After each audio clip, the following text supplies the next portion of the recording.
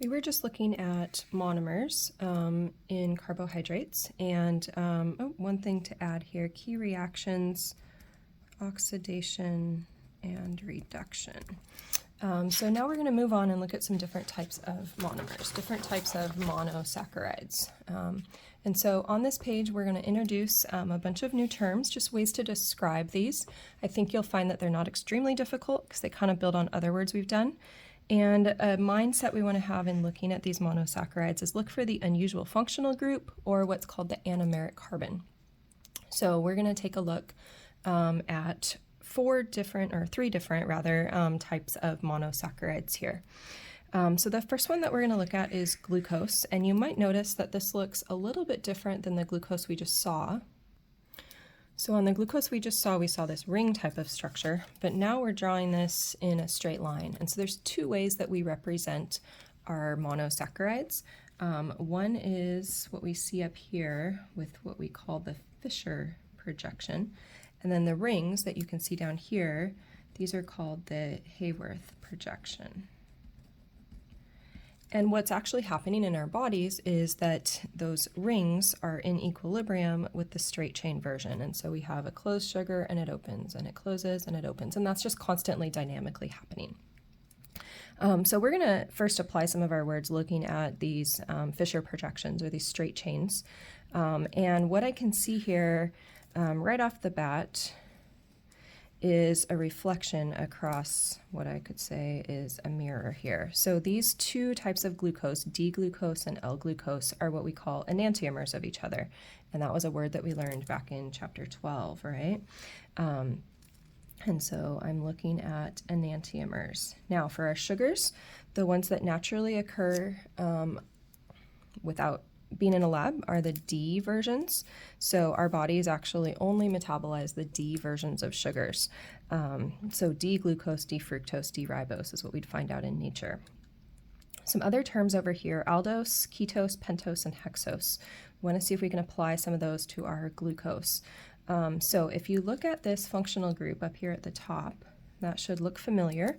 Glucose is what we call an aldose sugar because it has an aldehyde at the top of it. In addition, I can count the carbons. So 1, 2, 3, 4, 5, 6. This one has some numbers for us. But because I have 6 carbons, we know that prefix is hex, so hexose. And ose is an ending that tells us it's a sugar. And so where are we going to find this glucose? All over the place, okay? For example, in our blood, when we talk about blood sugar, we're talking about glucose. But some plants have it too. Glucose is actually the primary sugar in grapes. We're also going to see that this shows up in food and in plants, just that free glucose.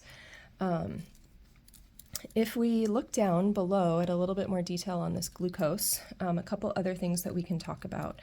So when this straight chain closes up into a ring, then I get a ring that looks something like this, okay? And like we saw on the previous page, we have this hemiacetal. So I'm looking for an O, a carbon, and an OH, and that's my hemiacetal. We also refer to this carbon that's between the oxygens, I'm going to star it, as the anomeric carbon. And if we look at this anomeric carbon and this anomeric carbon over here, we can see a slight difference, okay? And these are going to be what we call anomers of each other when we compare this alpha and beta. So here we have O, C, and the OH is pointing down, and that would be like this situation here where I have my ring, and then pointing down out of the ring, that would be the alpha anomer. Alternately, this ring could close up and this could connect up top here, and so now we have the ring, but that OH is above the ring. And so we end up calling these anomers either an alpha anomer. Sometimes I think of that as you're going fishing because that OH is below the ring. And over here we have a beta anomer. Those are lowercase Greek letters. And I think of that like a balloon because the OH is floating above the ring. So we have those two types of anomers. And these are, again, in equilibrium. So we're constantly changing from one to the other if you just have free glucose in the body. So let's take a quick look at two other sugars. So fructose, you've maybe heard of that one. Again, we have the mirror image versions. So D-fructose, L-fructose. If I can, again, find the unusual functional group or the thing that's a bit different, here I'm seeing a carbonyl between two carbons. And so I would describe this fructose as a ketose. If I count the carbons, 1, 2, 3, 4, 5, 6, then I have a hexose again. So fructose and glucose are actually isomers of each other.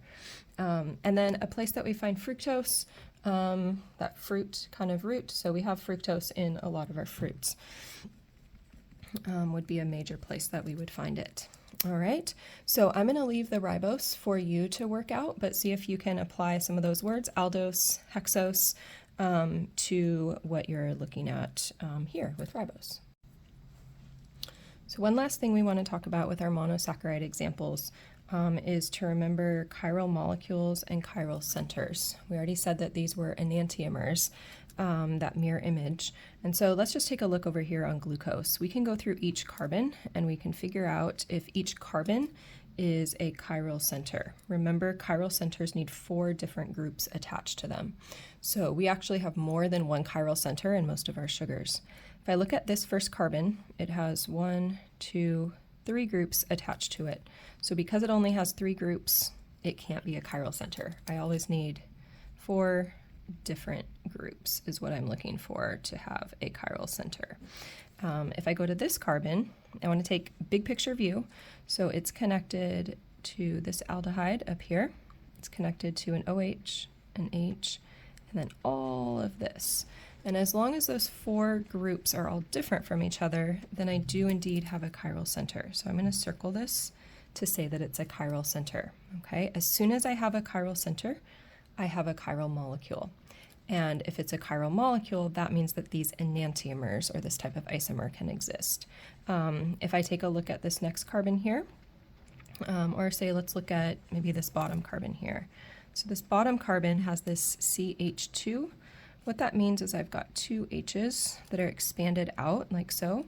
And so as soon as I see duplicates, 2 H's, I know that I can't be chiral because I need 4 different groups. So you can go through each of these other carbons and figure out, are they chiral centers or not?